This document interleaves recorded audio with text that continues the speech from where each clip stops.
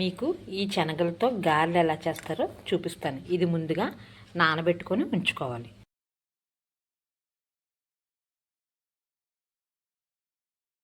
ఇలా గరుగ్గా రుబ్బుకున్న దాంట్లో ఒక స్పూన్ జీలకర్ర, ఉల్లిపాయ ముక్కలు సన్నంగా కోసుకొని వేసుకోవాలి.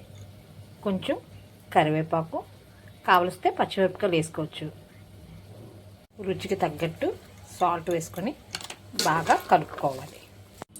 ఆయిల్ బాగా హీట్ ఎక్కిన తర్వాత ఇది ఇలా చిన్న చిన్న ఉండల్లా చేసుకొని మనం గారెల్లా వేసుకోవాలి.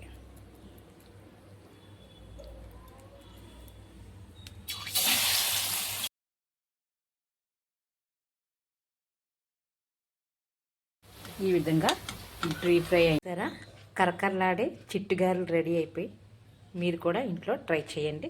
చాలా బాగుంటాయి.